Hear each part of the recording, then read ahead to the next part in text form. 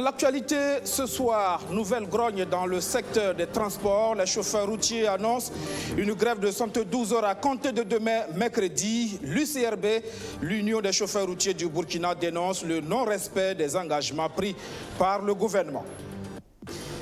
Reprise du procès recrutement frauduleux à la CNSS, la Caisse nationale de sécurité sociale, fait marquant ce mardi la contradiction entre le gestionnaire des ressources humaines et la secrétaire générale de la CNSS. Dans ce 19h30, nous irons à Béguédo, dans le centre-est, pour voir les actions de développement de la diaspora, infrastructures sanitaires, socioculturelles et économiques. Ce sont des centaines de millions de francs CFA que les ressortissants de Béguédo en Italie ont investi dans cette commune du Boulgo. Bonsoir et bienvenue à tous. L'image du jour, pour commencer, celle de la voiture du journaliste d'investigation Lagui Bama, voiture presque calcinée par des flammes provoquées par un cocktail Molotov jeté dans la nuit dernière au domicile du journaliste Lagui Bama. Lui-même se porte bien. Une enquête devrait permettre d'en savoir davantage sur les circonstances de cet incident. Nous sommes dans la première semaine de l'année 2020 et déjà les démons des mouvements sociaux refont surface. Ce sont les chauffeurs routiers qui se signalent. Ils ne sont pas du tout contents de l'attitude du gouvernement burkinabé accusé de faire dans le dilatoire. Souvenez-vous, en décembre dernier, des engagements pris par l'exécutif a permis d'éviter une crise dans le secteur des transports. Eh bien, l'UCRB, l'Union des chauffeurs routiers du Burkina, annonce que le gouvernement n'a pas respecté ses engagements. Alors, elle lance un mouvement d'ordre de grève de 112 heures à compter de demain, mercredi. Que veut exactement l'UCRB? Qu'est-ce qui n'a pas marché avec le gouvernement? Explication avec Archimède Boy.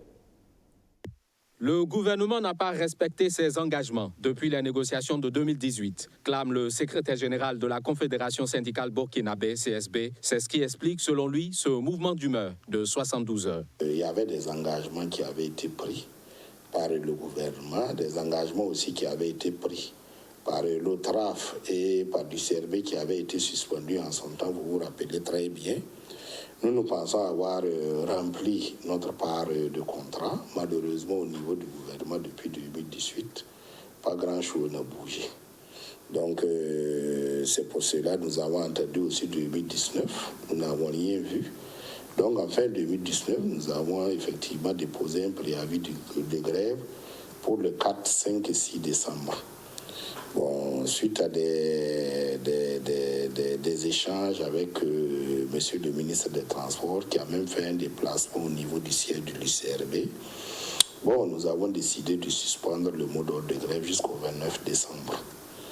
Et jusqu'au 29 décembre, nous n'avons rien vu. Et c'est pour cela que nous avons effectivement décidé de lever le mot d'ordre de grève qui doit courir à partir du 8 janvier. Dès le 8 janvier, les chauffeurs routiers vont donc observer un arrêt de travail sur toute l'étendue du territoire national. Non, ça va consister à un arrêt de travail de nos militants. Et si nos militants sont dans les secteurs que vous avez cités, effectivement, ces secteurs connaîtront de grandes perturbations. Voilà, c'est-à-dire le ravitaillement du pays, bon, le ravitaillement des stations, voilà, le ravitaillement en général qui est assuré effectivement par les routiers. Donc, tous les secteurs où interviennent les routiers risquent de connaître des perturbations. Aujourd'hui, la Confédération syndicale burkinabé attend du gouvernement des actions concrètes. Non, nous attendons seulement que le gouvernement tienne ses engagements. Voilà, comme je l'ai dit, nous sommes en négociation. Bon, si le gouvernement arrive à effectivement nous donner des réponses concrètes sur la question du fret à Lomé, sur la question de la plateforme de stationnement et autres, bon, nous n'avons pas de raison à poursuivre cette grève. Des échanges seraient en cours avec certaines autorités en ce moment, selon le secrétaire général de la CSB. Et la situation pourrait évoluer au cours de cette journée avec une possibilité de levée de mot d'ordre de grève si ces discussions sont concluantes. Une crise dans le secteur des transports qui pourrait exacerber une autre crise, celle du gaz butane. Il existe une pénurie à Ouagadougou. Vous verrez de longues files d'attente devant les entrepôts. Il faut parfois patienter près de 5 heures d'horloge pour espérer entrer en possession du liquide précieux. Les consommateurs crient leur ras-le-bol. Archimède Boy. Elle vient d'avoir sa bouteille de gaz 6 kg. Irène, habitante du quartier Pissi à Ouagadougou, est à la recherche de ce précieux liquide depuis 3 jours. En tout cas, pour avoir le gaz, c'est difficile. Moi, je me suis alignée depuis le matin. Depuis 6 heures, je suis là. Je viens d'avoir le gaz. Il fait que l'heure même, 14 heures, c'est 15 heures là. Environ 8 heures d'attente. C'est aussi le temps mis par Martin. Et il n'a toujours pas eu gain de cause. Jusqu'à 14 heures, on n'a pas encore trouvé. Maintenant, ça vient, il y a d'autres qui gagnent, il y a d'autres qui ne gagnent pas. Depuis au moment de décembre, seulement, chaque moment, c'est comme ça est. Bon, sincèrement, quand on demande, on ne nous dit pas comment ça se passe. Vous voyez? On dit non, que c'est manié au dépôt là-bas, que c'est difficile, c'est eux là-bas. Bon, nous aussi, on ne comprend pas. Et c'est pour comprendre cette situation que nous nous sommes rendus au service communication et marketing de Sodigaz. Les responsables sont conscients du désagrément que cette pénurie cause et ils disent travailler à résoudre le problème. Effectivement, depuis quelques jours déjà, nous avons constaté avec vous que les populations n'arrivent plus à avoir suffisamment de gaz pour pouvoir améliorer leurs conditions de vie. Et la première des choses, c'est que nous voulons être solidaires et déplorer cette situation qui, vous le constaterez sans doute, n'est pas quelque chose d'agréable ni pour eux ni pour nous. Parce que comme nous l'avons dit, nous avons toujours travaillé à faire du gaz la première ressource des populations pour leur bien-être. Et il se trouve que cette année, avec le pic de froid, c'est entre autres des choses qui ont fait en sorte que le gaz a été beaucoup utilisé. Et nous l'avons constaté.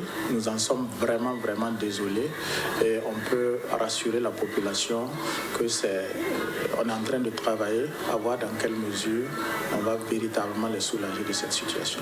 En réponse aux nombreuses plaintes enregistrées sur ce site d'approvisionnement du quartier Pissi, la société Sodigaz promet, par la voix de son responsable communication et marketing, que tout rentrera dans l'ordre dans les jours à venir. L'affaire recrutement frauduleux à la CNSS, le procès a repris ce matin. On en parle dans un instant. Mais avant, rendons-nous à Béguédo, petite commune de la province du Boulgou, région du centre-est. C'est une commune complètement métamorphosée en grande partie grâce à la diaspora, regroupée au sein de l'ARBI, l'association des ressortissants de Béguédo en Italie. Cette diaspora vient d'offrir à la commune un complexe culturel et sportif d'une valeur de près de 160 millions de francs CFA. Arsène Konitamde. L'association des ressortissants de la commune de Béguédo en Italie fait œuvre utile. Elle vient de mettre à la disposition de la commune un complexe culturel et sportif flambant neuf. Bâti sur une aire de 8000 m², l'infrastructure est composée d'un bâtiment abritant une salle de spectacle de 600 places, d'un système d'adduction d'eau et d'un plateau omnisport. Le coût de cette infrastructure est estimé à environ 160 millions de francs CFA. Nous avons pris conscience que seul l'État ne peut pas tout faire. Il faut aussi que la population, chacun de nous, partout que tu te trouves, partout où on se trouve, qu'on conjugue un certain nombre d'efforts pour venir au bout, au niveau de la construction de notre chère patrie. Nous sommes en train d'organiser pour que, même au-delà de Béguédo, toutes les communes qui entourent Béguédo puissent en bénéficier. Passé les phases de construction et de réception, vient celle de l'utilisation. Des initiatives sont déjà évoquées pour l'exploitation du complexe. En recevant ces joyaux, c'est vraiment une grande satisfaction pour toute la population et toute la jeunesse pour la promotion du sport et de la culture. En partenariat avec l'ARBI, nous pensons organiser des semaines culturelles où la diaspora sera fortement représentée pour animer ces centres. Le ministre en charge des Transports, parrain de la cérémonie, félicite l'action menée par l'ARBI et ses 2000 membres. Il a également insisté sur la nécessité d'avoir une diaspora forte qui contribue aux efforts de développement. Avoir aujourd'hui ce centre polyvalent, culturel et de sport, on est obligé de dire que là, c'est la vraie voie qu'ils ont montrée à l'ensemble de diaspora. Et je voudrais, au nom du gouvernement, les saluer, les remercier pour d'abord la qualité donc, des ouvrages que nous venons de visiter, mais aussi je vois une population enthousiaste qui montre que véritablement c'est la communion d'esprit entre une diaspora qui est restée attachée à son territoire et une population qui est fière donc, de ses fils et des filles qui sont à l'étranger et qui s'occupent donc de leurs besoins. L'ARBI offre également 2 motos d'une valeur d'1 million de francs CFA aux gendarmes de Niago et aux policiers de Béguédo. Pour les déplacés internes, c'est un lot de vivres de 500 000 francs CFA qui est mis à la disposition des services de l'action sociale. Merci pour avoir accepté de partager chez vous. Il y a cette infrastructure culturelle et sportive, mais pas que. Il y a aussi des infrastructures sanitaires, scolaires, religieuses. Depuis 1939, c'est une diaspora structurée qui contribue au développement de sa communauté. Ce sont des centaines de millions de francs CFA que les ressortissants de Beghedo en Italie ont déversés pour le développement de la commune. Un exemple rare qui a retenu l'attention de notre reporter Arsène Konditamde. Beghedo est une petite commune de la province du Boulgou. Elle compte environ 20 000 âmes. Elle a une des diasporas les plus actives et les plus structurées du pays. Nombre des jeunes ici partent très tôt à l'aventure au Gabon, en Guinée équatoriale et en Italie. La diaspora italienne est la plus active de toutes. Réunie au sein de l'ARBI, l'association des ressortissants de Beghedo en Italie, elle compte environ 2000 membres, dont 1000 seraient actifs. Ce 4 janvier, elle vient de mettre à la disposition de la commune un complexe culturel et sportif flambant neuf. Bâti sur une aire de 8000 m², l'infrastructure est composée d'un bâtiment abritant une salle de spectacle de 600 places, d'un système d'adduction d'eau et d'un plateau omnisport. Le coût de cette infrastructure est estimé à environ 160 millions de francs CFA. Nous avons pris conscience que seul l'État ne peut pas tout faire. Il faut aussi que la population, chacun de nous, partout que tu te trouves, partout où on se trouve, qu'on conjugue un certain nombre d'efforts pour venir au bout, au niveau de la construction de notre chère patrie. Nous sommes en train d'organiser pour que, même au-delà de Beghedo, toutes les communes qui entourent Beghedo puissent en bénéficier. Cette infrastructure n'est pas la seule réalisation d'envergure de l'ARBI. Grâce à ses membres, elle a réussi à faire l'extension du centre de santé et de promotion sociale en centre médical. Grâce à un investissement d'environ 300 millions de francs CFA qui a servi à construire de nouveaux bâtiments et équiper l'hôpital en matériel divers. Ce que vous voyez comme mur en ciment, c'est ce qui a été construit ici. Sinon les tôles, les IPM, tout. Même l'installation électrique, les lits, les chaises, tout a été amené de l'Italie. Ici, il y a une chambre d'opération chirurgicale, il y a la table dentiste, le fauteuil dentiste, il y a aussi électroforest, il y a un laboratoire qui fait beaucoup d'examens. Depuis 2006, 10 médecins, 12 infirmiers et 15 techniciens italiens ont appuyé les techniciens burkinabés pour la réalisation de 245 interventions chirurgicales dans cet hôpital. Dans un premier temps, quand ils venaient, on faisait des interventions chirurgicales qui sont de petite taille. Voilà. Au fur et à mesure que nous approfondissons le travail, donc petit à petit, on arrive à faire quand même de grandes choses. Quand ils viennent, il faut qu'ils soient sous couvert des médecins burkinabés. Voilà. D'abord, avant de venir, on cherche d'abord à les inscrire à l'ordre des médecins du Burkina. Après, il faut trouver, selon ce qu'ils viennent faire, un spécialiste dans ce domaine pour les appuyer. Autre réalisation majeure de l'association, cette mosquée de type R+1 en construction, destinée à être la plus grande de la localité. Il est difficile d'avoir des chiffres exacts sur l'apport financier venant de la diaspora. Mais selon l'ARBI, ce sont entre 200 et 300 millions de francs CFA qui sont annuellement rapatriés à travers les banques présentes dans la commune. Entre-temps, je me suis entretenu avec un directeur de banque et il m'a fait savoir que à travers lui, sa banque, c'est autour de 100 millions par an. Maintenant, l'agent de cette banque-là m'a donné aussi l'idée, c'est l'ensemble des autres opérations qui se font dans les autres instituts, dans les autres institutions financières. Moustapha Bara est le premier ressortissant de Beghedo à s'installer en Italie en 1981. En 1989, il crée l'ARBI avec au départ 20 membres seulement. 30 ans plus tard, l'association a pris du poids et ils se sont honorés d'y avoir contribué. Très fier. Je pense que moi, je me sens vraiment le plus riche de Beghedo. Parce que je suis très fier d'être le fils de ce Beghedo, de ce village qui est devenu une ville, ce n'est plus un village. Quand j'ai sorti de ce village, les maisons en dit on peut les compter bout de doigts. Aujourd'hui, les maisons en paille, les casserons maintenant, on peut les compter bout de doigts. Donc c'est une fierté pour moi.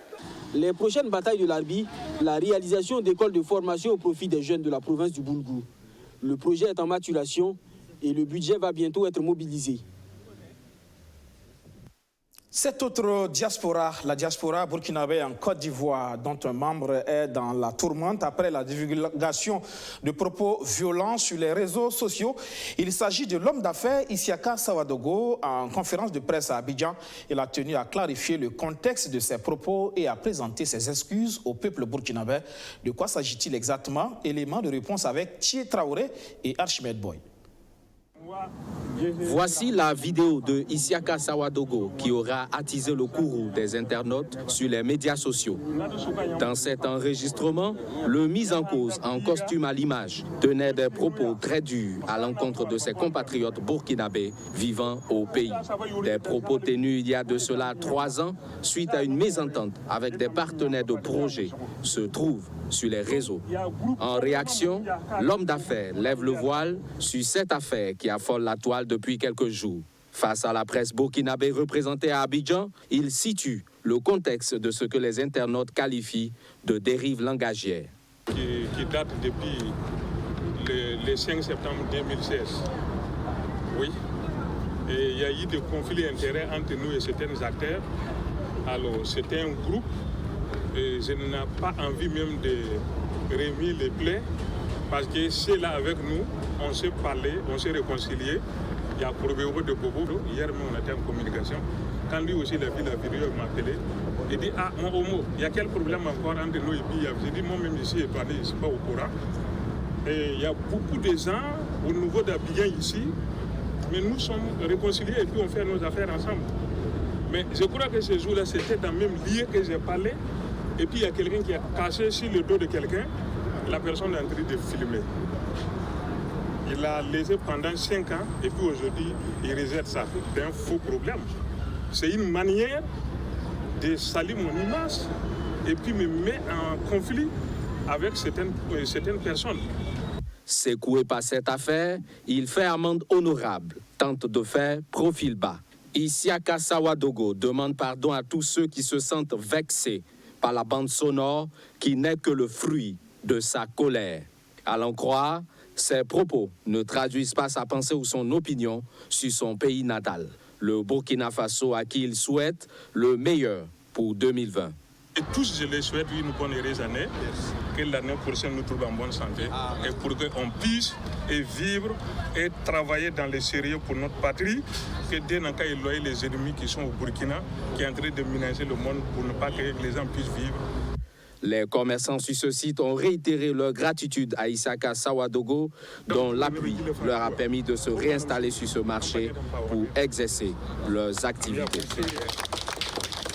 Retour maintenant à la justice. Il n'avait connu de dénouement en 2019. Alors, le feuilleton recrutement frauduleux à la Caisse nationale de sécurité sociale se poursuit avec de nouveaux épisodes en 2020. Le procès suspendu le 17 décembre dernier a repris ce mardi avec les débats de fond. À la barre, le directeur des ressources humaines au moment des faits. Fait marquant de ce matin la contradiction entre le mis en cause et la secrétaire générale de la CNSS appelée comme témoin. Le point avec Abdourazak Traoré. Il est vu par le parquet comme le chef d'orchestre de l'organisation du présumé concours frauduleux à la Caisse nationale de sécurité sociale. Directeur des ressources humaines au moment des faits, Norbert Zeba était également président du jury de surveillance du test de recrutement. À ce titre, il est accusé, entre autres, de népotisme et de favoritisme. Les faits brandis par l'accusation sont relatifs au report des notes et la levée des anonymats après l'administration des épreuves. Lors de l'interrogatoire, l'accusé affirme avoir agi selon des directives de la secrétaire générale de la CNSS, présidente du jury de délibération du concours. Il poursuit en précisant qu'elle était bien au courant de la participation de son épouse et de ses 3 frères et sœurs au concours. Faux, rétorque l'intéressé. Si j'avais su, je n'aurais jamais associé le DRH à un certain niveau de l'organisation du test. Martel, la secrétaire générale appelée comme témoin à la barre. Le tribunal saisit ces contradictions pour en savoir plus sur le déroulement du test. Les réponses données vont par moments irriter un des juges au siège qui va monter au créneau en ces termes. Est-ce que c'est un test de recrutement même? C'est quel test on organise dans la présence de gendarmes et des policiers? Pour une structure étatique de cette envergure, est-ce normal? La secrétaire générale riposte, c'est une pratique habituelle. C'est comme ça la CNSS, renchérit-elle. La défense va l'appuyer dans ce sens en estimant que c'est effectivement la pratique qui a des défaillances.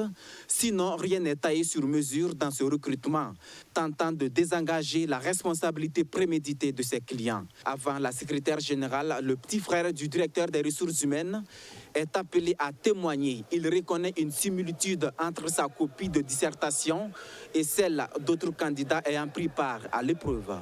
Il est admis officiellement avec 12 de moyenne sur 20, alors que la correctrice appelée à témoigner avance la note de 11 sur 20 et ne reconnaît même pas les corrections portées sur la copie du petit frère du DRH. La parole revient au DRH, il n'a aucun commentaire. Ces mêmes irrégularités sont constatées également avec une autre candidate témoin ce 7 janvier. Elle est admise avec 12 de moyenne, mais ne reconnaît même pas la copie qui a servi de base à son admission.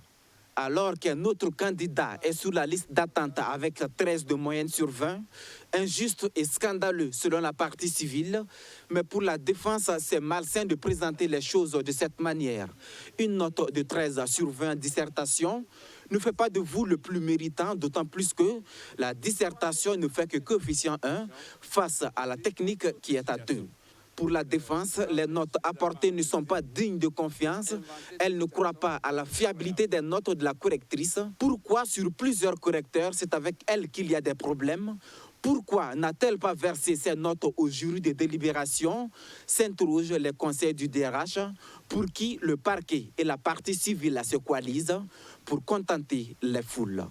L'audience est suspendue et reprend le 4 février prochain au tribunal de grande instance de Ouagadougou.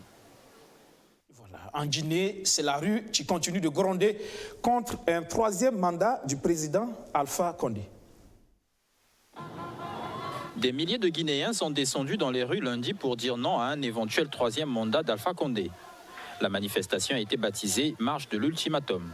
Ce pays d'Afrique de l'Ouest subit des protestations incessantes depuis la mi-octobre. Objectif, dissuader le président Alpha Condé de briguer un troisième mandat.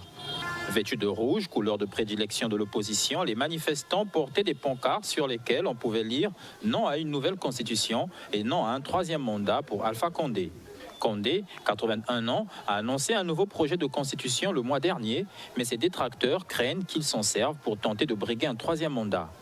Une vingtaine de personnes ont trouvé la mort depuis le début des manifestations, selon un décompte de l'AFP. Voilà, avant de nous quitter, le rappel donc pour cette image du jour, l'image de la voiture du journaliste d'investigation Ladi Bama, voiture presque calcinée, comme vous le voyez sur ces images, par des flammes provoquées par un cocktail Molotov jeté la nuit dernière au domicile du journaliste. Ladi Bama lui-même se porte bien. Une enquête devrait permettre d'en savoir davantage sur les circonstances de cet incident. C'est la fin de ce journal. Merci de l'avoir suivi. Excellent sur le programme sur la chaîne Aucun ne défie. Bonsoir.